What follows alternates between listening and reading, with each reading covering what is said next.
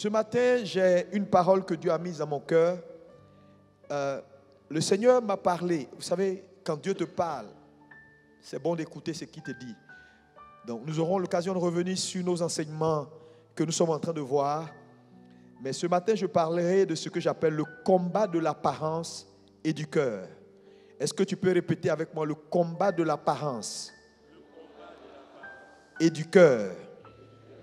Plus fort. Le combat de l'apparence et du cœur. Et ce sera juste la première partie. Nous allons continuer dimanche prochain. Matthieu 5, versets 14 à 16. Notre première lecture. Je voulais demander à ce qu'on puisse tous se lever pour la première lecture. C'est une coutume que nous avons dans cette église. La première lecture, lorsque nous devons entendre Dieu, nous nous mettons debout. Par respect pour sa parole, par respect pour sa voix. Amen. La voix de l'Éternel. Oui. Vous êtes la lumière du monde. Vous êtes la lumière du monde. Une ville située sur une montagne ne peut être cachée. Une ville située sur une montagne ne peut être cachée. On n'allume pas une lampe pour la mettre sous le boisseau. Oui. Mais on la met sur un chandelier. Oui. Et elle éclaire tous ceux qui sont dans la maison. Et elle éclaire tous ceux qui sont dans la maison. Que votre lumière luise ainsi devant les hommes. Que votre lumière luise ainsi devant les hommes. Afin qu'ils voient vos bonnes œuvres. Oui. Et qu'ils glorifient votre Père qui est dans les cieux. L'objectif, c'est donner la gloire à celui qui est dans les cieux. Deuxième lecture, 1 Samuel 16, verset 7. Et l'Éternel dit à Samuel. Et l'Éternel dit à Samuel. Ne prends point garde à son apparence. Oui. Et à la hauteur de sa taille. Car je l'ai rejeté. Oui. L'Éternel ne considère pas ce que l'homme considère. Oui.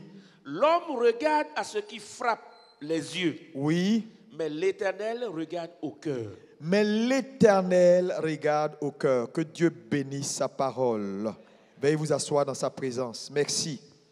Ce matin, nous parlons de ce que j'intitule le combat de l'apparence et du cœur. De quoi s'agit-il? Église de Jésus-Christ, je veux te faire une annonce qui n'est pas juste quelque chose qu'on dit parce qu'on est content. Le monde va mal. Le monde va mal. Et quand on le dit, beaucoup de gens pensent qu'on veut effrayer. On veut juste dire des choses pour faire peur. Non! La vérité est que le monde va mal. Et que les choses vont de mal en pire. Et que les choses ne vont pas s'arranger avec les années qui passent. Parce que de plus en plus, les hommes deviennent méchants, mauvais. Et Dieu veut nous interpeller ce matin, nous qui sommes enfants de la lumière, afin que chacun d'entre nous, nous puissions prendre garde à la façon dont nous sommes en train de le servir. Le monde va mal. Regardez un peu autour de vous ce qui se passe. Il y a tellement de mauvaises choses, tellement de choses compliquées. Et souvent on se demande, mais pourquoi tant de ténèbres? Mais la Bible déclare dans Matthieu 5, que nous venons de lire, versets 14 à 16, il dit, nous sommes, vous et moi, chrétiens nés de nouveau, la lumière du monde. Et qu'on n'allume pas une lampe pour la mettre sous le boisseau, mais on l'élève afin qu'elle puisse éclairer la salle. Le problème, c'est que l'Église, qui est censée être la lumière pour éclairer le monde, est sous la table. Le monde va mal. Le monde va très, très, très mal. Il y a des choses chaque jour qui étonnent. Le monde va mal. Pourquoi? Parce que l'Église est endormie. L'Église est censée éclairer le monde, donner de l'espoir au monde. Mais aujourd'hui, cette église-là, qui la considère? Qui considère l'église? Qui considère l'église? Quand on parle des églises, oh, ce n'est pas ceux qui crient là, ce n'est pas les alléluia là. Frère, c'est parce que vous-même qui êtes la lumière du monde, vous n'avez pas conscience du rôle important que Dieu vous a assigné. Voilà pourquoi ce monde va mal. Mais ce matin, s'il y a des enfants de Dieu dans cette salle, je veux t'entendre dire, je relève le défi au nom de Jésus.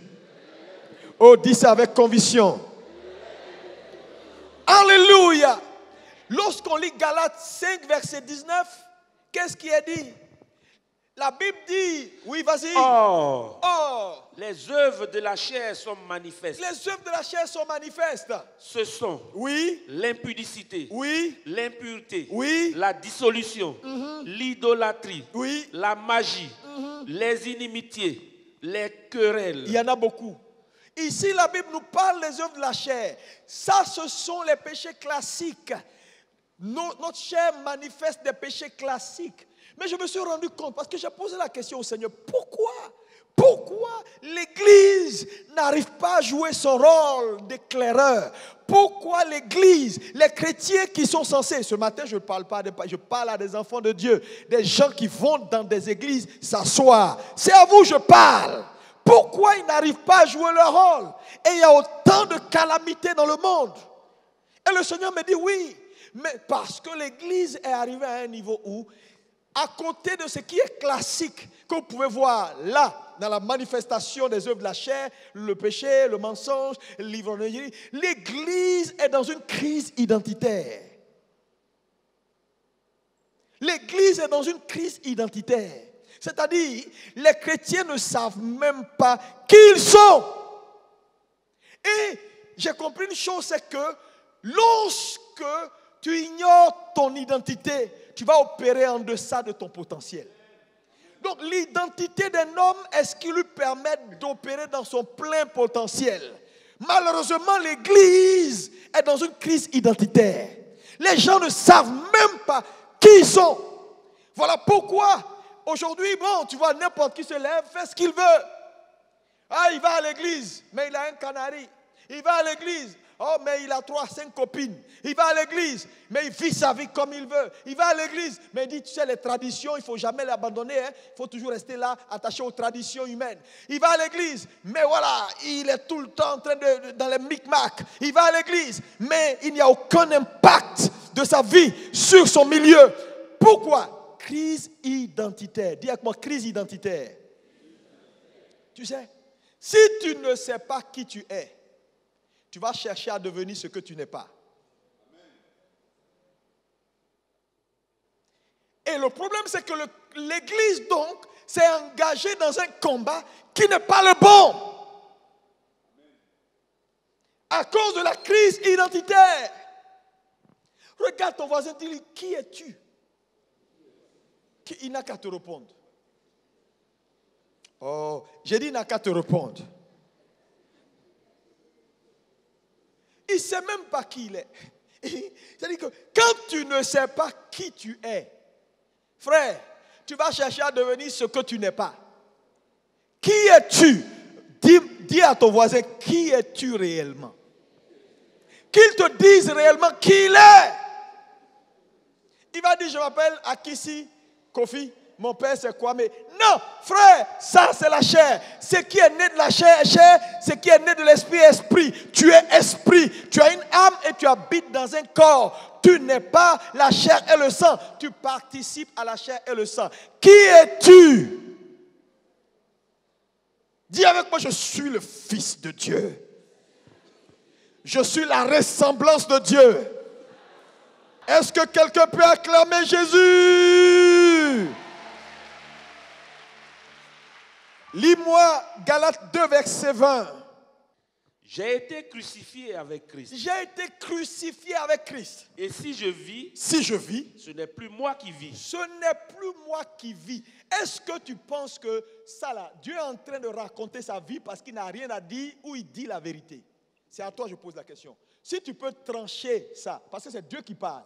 Maintenant, est-ce que Dieu plaisante ou il dit la vérité? Il dit, si tu vis désormais, ce n'est plus toi qui vis, c'est Christ qui vit en toi. Est-ce que tu crois ça? Aïe, aïe, aïe, aïe, aïe, aïe, aïe, aïe, aïe. Lis-moi un autre passage. 2 Corinthiens 5, verset 20. Nous faisons donc les fonctions d'ambassadeurs pour Christ. Il dit, nous faisons donc les fonctions. Salut ton voisin, dit son excellence, monsieur l'ambassadeur de Christ. Il y a des gens qui prennent ça pour jouer. Ça dit, dis-lui son excellence, monsieur l'ambassadeur, mes révérences.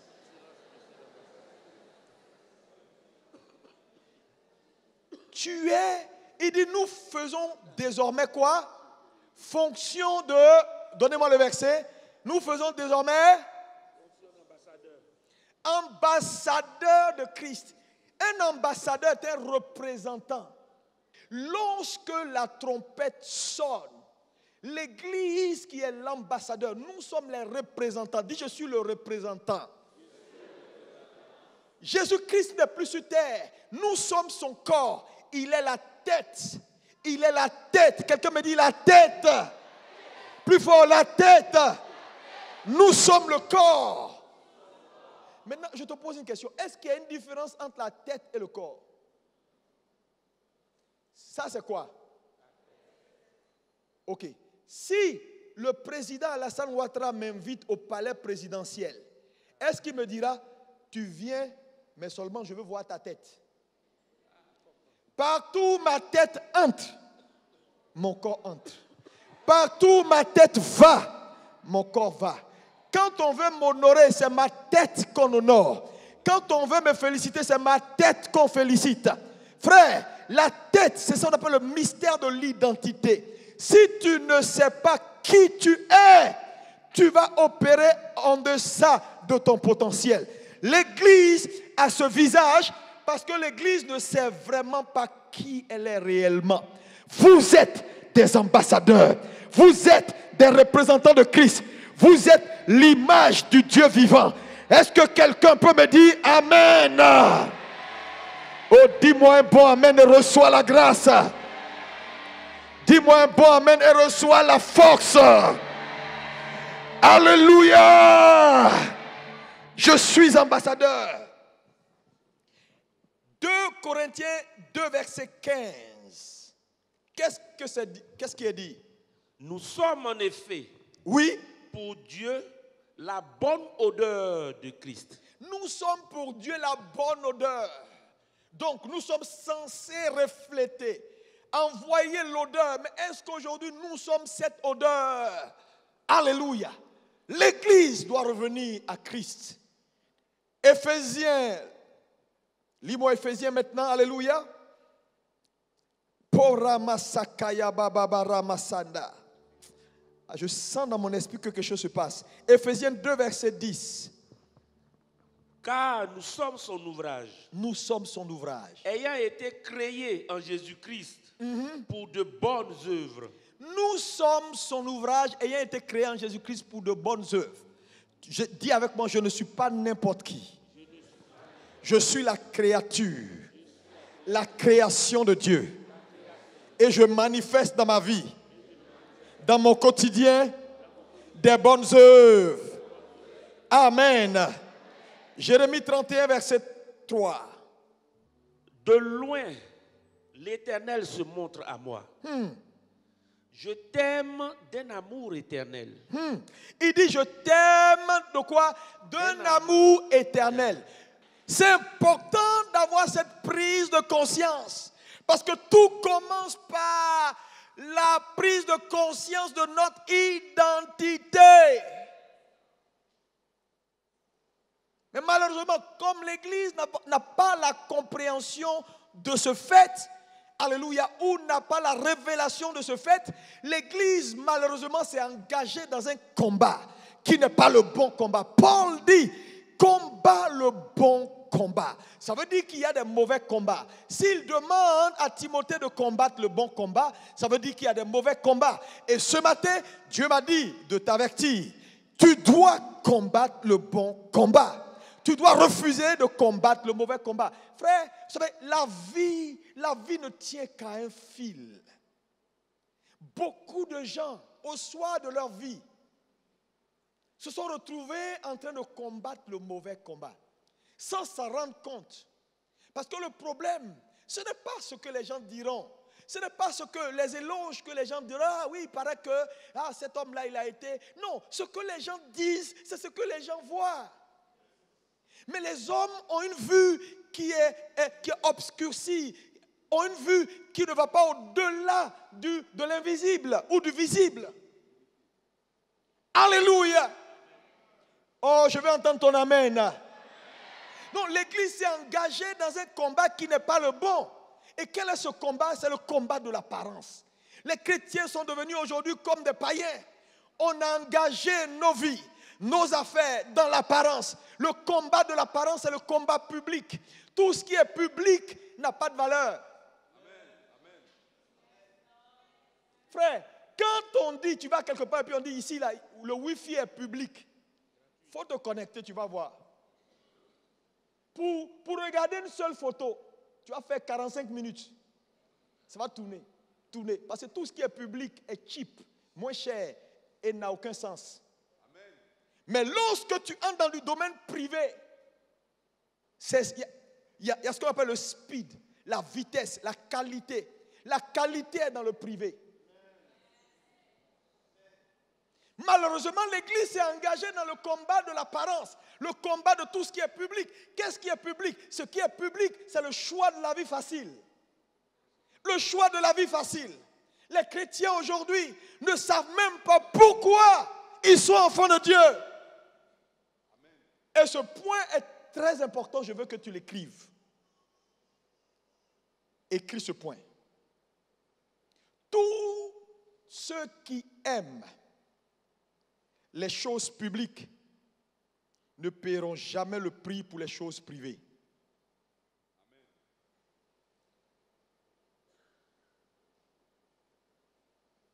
Tous ceux qui sont abonnés aux choses publiques vont refuser de payer le prix pour le privé. Parce que ce n'est pas dans le public, dans ce qui est public, qu'il y a de la valeur dans les choses privées. Malheureusement, la crise identitaire a plongé l'Église dans une poursuite de quelque chose qu'elle ne comprend même pas. Et je t'ai dit que comprendre qui on est nous permet d'opérer dans notre plein potentiel. Donc, ne pas savoir qui on est, on va chercher à devenir ce qu'on n'est pas ou à faire ce qu'on ne doit pas faire. Donc, l'Église est aujourd'hui dans un combat qui n'est pas son combat, qui est un combat d'apparence, un combat qu'on appelle ça, de simulation. Donc, on dit de quelqu'un qu'il est béni quand il a une bonne voiture. On dit que quelqu'un va bien, quand il vient de changer sa maison, il vient de construire une nouvelle maison. Le frère il est béni, parce que il paraît que sa femme a changé de chaussures. Le frère là, ça va pour lui, parce que non, il paraît qu'ils ont fait un virement de 10 milliards sur son compte. Bien que l'argent soit important, mais aujourd'hui, l'Église a perdu ses valeurs et a commencé à épouser celles du monde. Le problème, c'est que eux, ils sont du monde. La Bible déclare, n'aimez pas le monde. Est-ce qu'on peut répéter, n'aimez pas le monde? Plus fort. Il dit, celui qui aime le monde, l'amour du Père n'est point dans son cœur. N'aimez pas le monde. Pourquoi la Bible nous dit de ne pas aimer le monde? Frère, c'est en opposition à quelque chose. Tu ne peux pas aimer ce qui est privé en aimant en même temps ce qui est public. Il y a toujours un choix à faire. Amen. L'Église donc est engagée dans un combat qui n'est pas son combat. Le combat de se faire voir. Le combat de l'apparence. Les églises sont devenues des clubs d'amis où on fait des compétitions les uns contre les autres. Où on veut se faire voir. Où on veut dire c'est moi qui suis béni. C'est pas moi qui suis béni. C'est moi qui suis béni. C'est pas moi qui suis béni. Pourquoi? On veut faire comme le monde. Le monde, ils sont du monde. Et pourquoi on les appelle des mondains? Des mondains parce que c'est des hommes charnels. Et l'homme charnel, ce n'est pas une insulte. Un homme charnel est quelqu'un qui opère par les sens et non par l'esprit.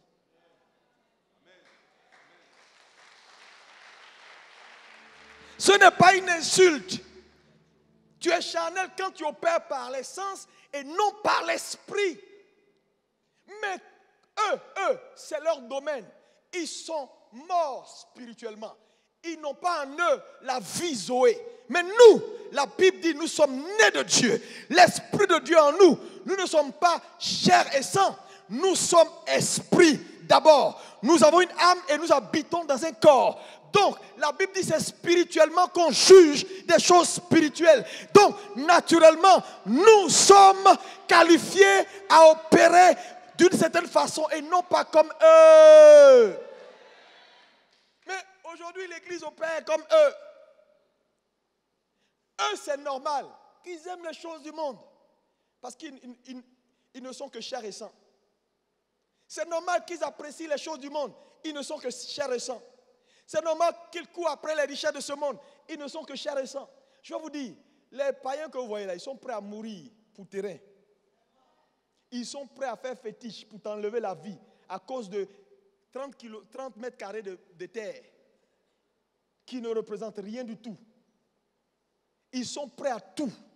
Faire des sacrifices humains, tuer des gens, entrer dans des loges maçonniques, dans des loges spirituelles, pour avoir le pouvoir dans ce monde. C'est leur seul espoir, parce que leur esprit est obscurci. Donc, ils n'opèrent que par leur sens. Mais, d'où vient que l'Église combat leur combat? La bonne nouvelle ou la mauvaise nouvelle, c'est que tu ne peux pas les vaincre sur leur territoire. Parce que c'est leur domaine. C'est leur domaine. C'est leur domaine.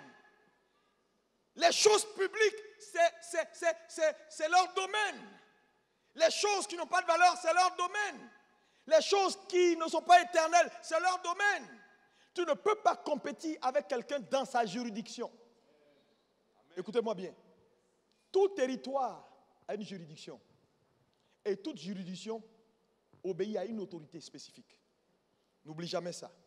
C'est pourquoi, un exemple, si tu prends le préfet de Bouna, s'il quitte Bouna pour aller à San Pedro, bien qu'il soit préfet de premier rang, quand il entre à San Pedro, automatiquement, puisqu'il est hors de sa juridiction, son autorité est suspendue au profit de celui qui est l'autorité centrale de San Pedro. Parce que le territoire est attaché à une juridiction, la juridiction a une autorité spécifique. Ça veut dire quoi? Quand l'Église quitte sa juridiction et entre dans le domaine du monde et cherche à compétir avec eux dans leur juridiction, le pouvoir de l'Église est suspendu. Voilà pourquoi elle est faible. Voilà pourquoi vous allez compétir avec eux et ils vont vous battre. Voilà pourquoi vous allez compétir avec eux et ils vont vous vaincre. Vous allez crier, où est Jésus? Jésus est bel et bien assis sur son trône. Jésus est vivant. Mais là où nous sommes hors de notre juridiction, notre autorité est suspendue.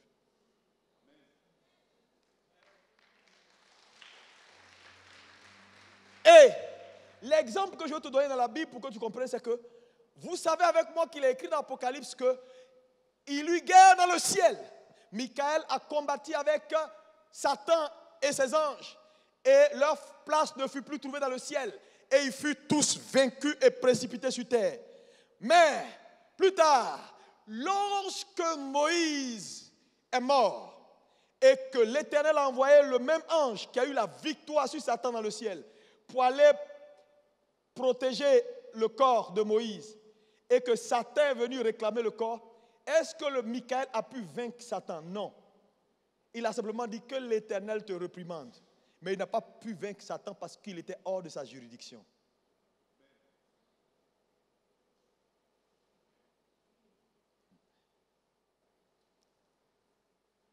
L'Église se meurt parce que poursuit un combat qui n'est pas son combat. Dites-moi amen. Combattez le bon combat. Quel est le combat que vous devez épouser en tant qu'Église? C'est le combat de la conscience des choses de Dieu. Dis avec moi, le combat de la conscience des choses de Dieu. Plus fort que ça. Le combat de la conscience des choses de Dieu. Deuxièmement, c'est le combat pour la préservation de l'accès privé de notre cœur. Le combat de la préservation de l'aspect privé de notre cœur. Et troisièmement, c'est le combat pour la priorité du lieu secret. Quatrièmement, c'est le combat pour une vraie intimité avec Dieu. Le combat pour une vraie intimité avec Dieu. Cinquièmement, c'est le combat pour la prééminence des choses spirituelles au détriment des choses charnelles ou publiques.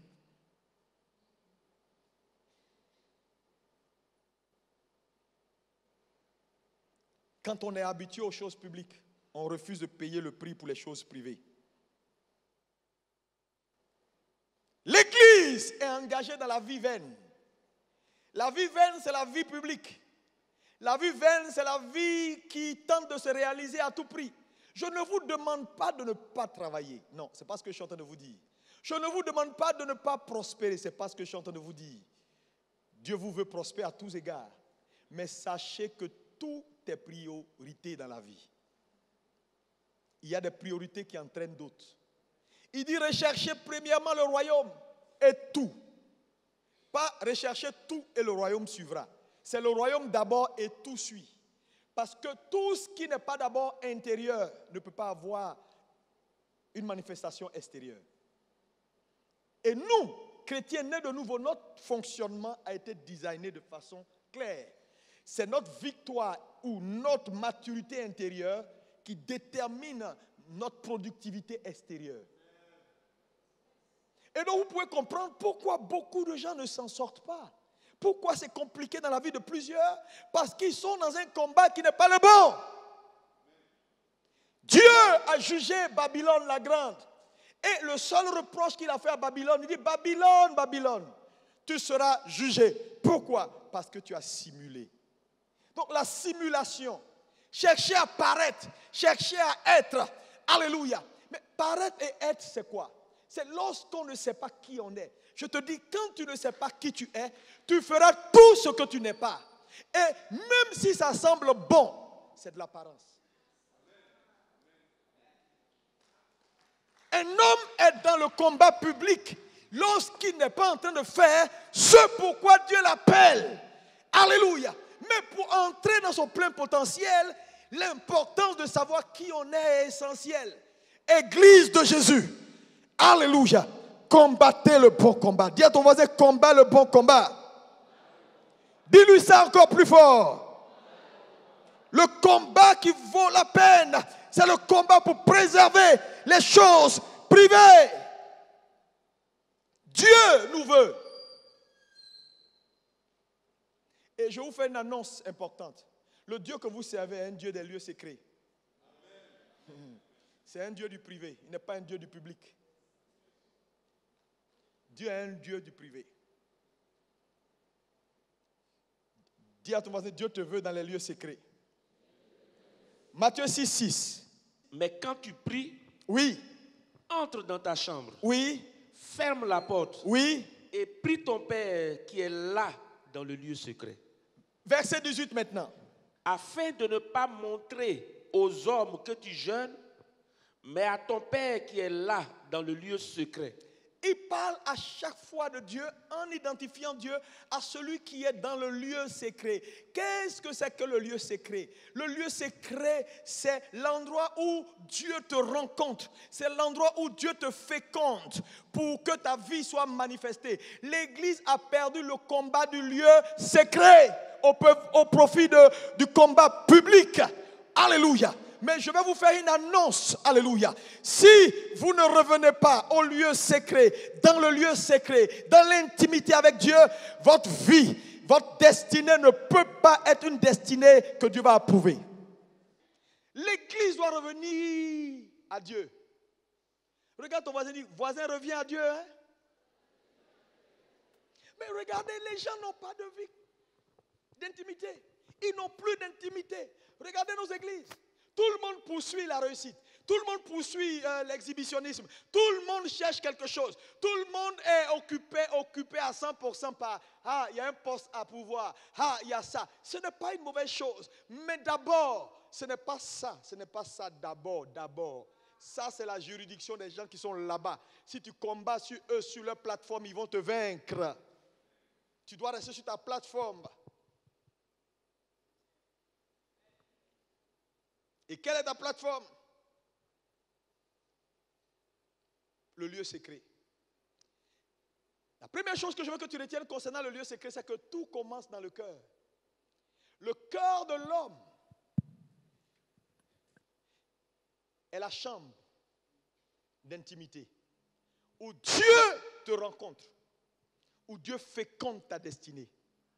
C'est pourquoi la Bible peut nous dire, garde ton cœur plus que toute autre chose, car du cœur de l'homme sortent quoi? Les directions ou les fleuves de vie. Comment garder son cœur dans un monde troublé?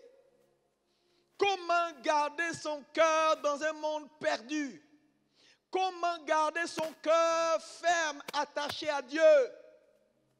L'accès du cœur est un accès privé.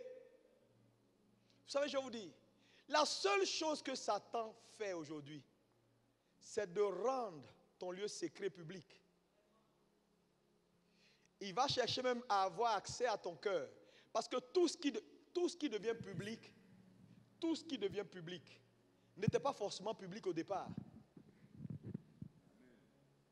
Si ta chambre à coucher, qui est la chambre conjugale, dans ta maison, tout le monde entre, même quand les visiteurs arrivent au salon, ils rentrent là-bas, ce n'est plus une chambre privée. Mais Satan veut également rendre ton cœur public. Voilà pourquoi toutes sortes de sollicitations vont vers notre cœur pour sortir le privé au profit du public. Parce que Dieu ne réside jamais dans le public. Et quand il a fini à pervertir ton cœur et a rendu ton cœur public, naturellement Dieu quitte. Parce que Dieu est un Dieu des lieux secrets. Parce que c'est dans le privé qu'il y a de la valeur. Il n'y a pas de la valeur dans le public. Tout ce qui est public est moins cher. Mais tout ce qui est privé coûte. Et Dieu veut que dans ton lieu privé, il y ait quelque chose. Tout est d'abord une affaire de cœur. Le vrai changement commence à l'intérieur avant de voir la manifestation extérieure. Le combat de l'apparence, ce n'est pas notre combat. Dis, ce n'est pas mon combat. Non, ce n'est pas notre combat. Poramasakaya. Mais vous savez, j'ai compris que le problème de l'église, c'est que on demande à l'église de garder quelque chose qu'il ne voit pas. Comment on peut garder un cœur qu'on ne voit pas? Ça veut dire quoi le cœur de l'homme? Il faut garder son cœur plus que toute autre chose. Les gens ne comprennent même pas ce que ça veut dire. Mais ils voient leur argent, ils voient leur voiture, ils voient leur maison, ils voient leurs enfants, ils voient tout autour d'eux et on leur demande de garder son cœur plus que tout. Il y a un contraste. Donc le monsieur se dit, mais vous me dites de garder quelque chose, je ne vois pas la chose. Enfin, là où se trouve le problème, c'est qu'on l'a lu tout à l'heure, que c'est spirituellement qu'on en juge. Ce n'est pas avec les yeux charnels. Les païens peuvent dire ça, parce qu'ils sont charnels, ils sont âme et corps. Ils n'ont plus d'esprit. La Bible dit, si Christ a participé à la chair et le sang, c'est parce que les enfants ont également participé à la chair et au sang. Donc, nous ne sommes pas la chair et le sang. Nous participons à la chair et au sang. Mais nous sommes d'abord esprit. Donc, lorsque la Bible nous parle, elle parle d'abord à l'homme esprit que tu es. Pas à l'homme charnel. Et donc, si l'Église n'arrive pas à comprendre ces choses, c'est parce que l'Église a perdu son identité. Et quand un homme perd son identité, il est plus que charnel. Il devient terre à terre, quoi. Charnel. Donc, même les choses de l'esprit, il n'arrive plus à appréhender les choses de l'esprit.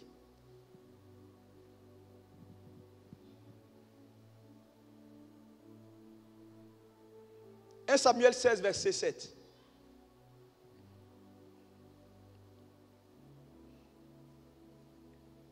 Et l'Éternel dit à Samuel, Ne prends point garde à son apparence et à la hauteur de sa taille, car je l'ai rejeté. L'Éternel ne considère pas ce que l'homme considère. L'Éternel ne considère pas. C'est-à-dire, Dieu ne regarde pas à ce qui est apparent. Oui. L'homme regarde à ce qui frappe. À ce qui frappe, à ce qui est là. Mais l'Éternel regarde au cœur. Mais l'Éternel regarde au cœur. Quand il dit l'homme ici, là, c'est y compris l'homme charnel et l'homme spirituel devenu charnel. Parce que je veux te dire, si tu as perdu ton identité, tu deviens comme un inconverti. C'est pourquoi la Bible déclare que l'héritier, tant qu'il demeure enfant, il ne diffère rien d'un esclave. Il n'est pas esclave, mais il est comme un esclave. Mais être comme quelque chose, c'est vraiment, tu partages l'héritage à tout point, quoi.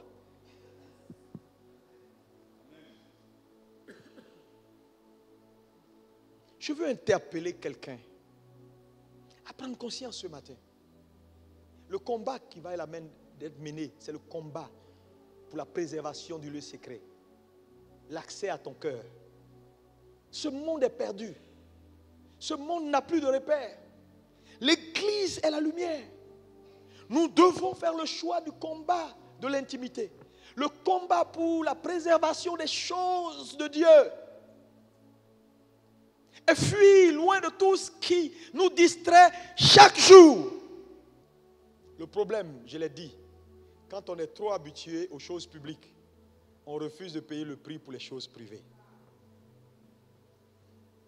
C'est pourquoi les chrétiens aiment le gratuit. Tout ce qui ne coûte pas cher les arrange. Je dis, quand tu deviens charnel, c'est comme ça que tu opères. Tu ne fais pas attention, mais tu aimes bien tout ce qui est... Mais tout ce qui est public n'a pas de valeur.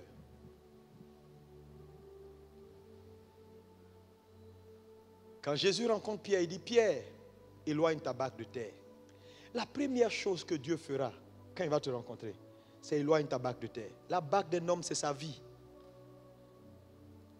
Dieu ne peut pas faire ou opérer avec toi à un certain niveau tant que ta barque est rattachée à la terre. Parce qu'il était dans la barque de Pierre, en train de parler à la foule.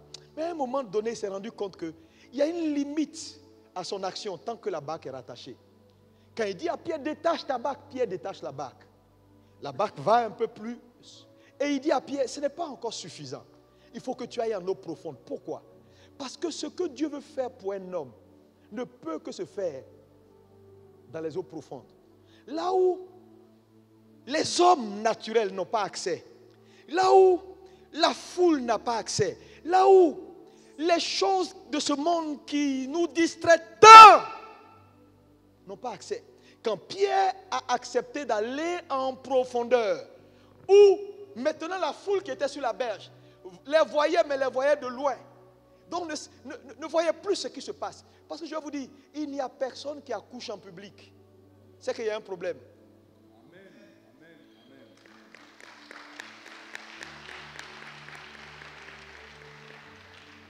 C'est pourquoi souvent il y a le médecin et puis éventuellement on peut le mari ou la femme ou le mari. Et on les met en intimité. Parce que ce n'est pas un moment où il faut envoyer tout le monde. Ceux qui se promènent dans la rue, on dit venez, venez, venez, il y a accouchement. Ça se passe comment? Non!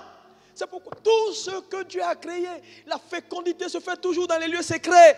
L'Église doit revenir au combat de la préservation du lieu secret. Dites-moi amen. Et sortir de l'apparence, sortir des bling-bling. Tout ce que vous voyez là, ça ne nous dit rien du tout. Nous aimons notre Dieu et nous voulons le servir. Nous créons un cadre pour permettre à Dieu de se mouvoir. Mais ces choses-là ne prennent pas notre cœur. Frère, le temps est venu. Il faut que tu te lèves. Dis à ton voisin, voisin, allons dans les lieux secrets. Dis-lui, allons dans les lieux secrets. Celui qui dit 3 fois Amen reçoit la grâce.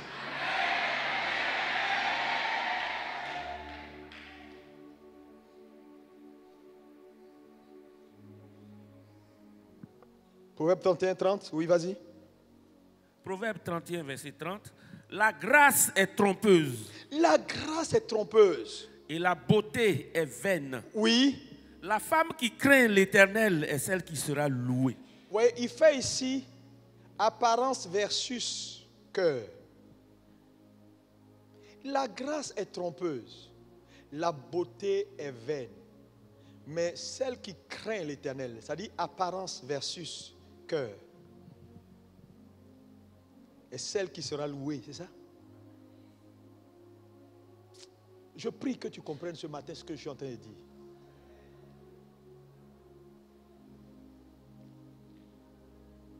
« 1 Pierre 3, verset 4. La parure intérieure est cachée dans le cœur. La pureté incorruptible d'un esprit doux et paisible est d'un grand prix devant Dieu. » Est un grand prix devant Dieu. Ça veut dire, voilà ce que Dieu recherche. Et non pas. Vous savez, je dis, Dieu va vous bénir. Regarde ton voisin, dit, tu auras l'argent. Tu auras des belles voitures. Tu auras des immeubles à Abidjan ici. Et puis il n'y a personne qui va partir avec. Donc, vis pour ce qui est le vrai combat. Non, non, vous savez, je vous dis la vérité. Je disais, vous savez, vous êtes ici, là, nombreux, là. Rappelez-vous, il y a des gens qui étaient avec vous il y a 3 jours, 2 jours, 1 semaine, 1 mois, qui ne sont plus là. Qui ne sont plus là. Et qu'importe les circonstances qui ont permis qu'ils ne soient plus là, imaginez un tout petit peu. Quel genre de combat ils ont combattu? Parce que le problème avec cette affaire, c'est que cette affaire-là, ça dit, si tu rates, c'est pour l'éternité. Ce n'est pas une affaire de, je me suis trompé, je vais recommencer. Non, non, j'aurais dû faire comme ça, je n'ai pas fait. J'espère qu'au soir de ta vie, comme Jésus l'a fait, j'ai combattu le bon combat. J'ai gardé la foi et j'ai achevé la course. Pierre l'a dit. Et tout être humain doit le dire. Quel combat mènes-tu? Il dit, j'ai combattu le bon. Il y a des gens qui sont là, ils ne font que des bêtises. Ils ne font que des bêtises. Pasteur escroc, voyou bandit, fabrique des prophéties pour voler l'argent des gens. Continue. Continue. Les coups bas, continue. Faire tout sauf ce que Dieu attend de toi, continue. Continue. Continue. Rester là, on parle, tu n'écoutes pas. Tu es là aujourd'hui, tu as un pied dehors, un pied dedans. Inconverti. Tu veux avoir une renommée. Renommée de quoi? Vous savez, jusqu'à où va la vanité des gens? Vous savez jusqu'à où va la vanité des gens? Même quand quelqu'un meurt là, quand ils font caveau là, ils mettent marbre, ils font route, ils mettent, c'est-à-dire si tu vois certains caveaux, même les maisons où les vivants dorment là, c'est pas joli. C'est là où vous pouvez comprendre jusqu'à où les hommes poursuivent le vent. Parce que ce n'est pas tout ça qui va déterminer le jugement de Dieu. C'est le petit trait là. Qu'as-tu fait du jour où Dieu t'a sorti et du jour où tu as excité le monde? Qu'as-tu fait? Vivez pour Christ. Servez Dieu. Faites le choix du bon combat. Le combat de la dignité. Celle de protéger le cœur. Le lieu de la fécondation, le lieu où Dieu réside, le lieu où Dieu nous rencontre, le lieu où Dieu nous bâtit, le lieu où Dieu façonne nos destinées, le lieu où Dieu construit notre avenir. Faites le choix de garder votre cœur pur. Tout le reste suivra. Satan ne cherche pas deux choses. Le frère a rendu le témoignage à dessein. Il a rappelé un message. Les 2 mains de la destinée. Quand tu bâtis avec la main droite, n'oublie jamais que ce n'est pas tout le monde qui va être content. Donc tiens l'épée dans la main gauche. Pendant que tu bâtis, combat en même temps.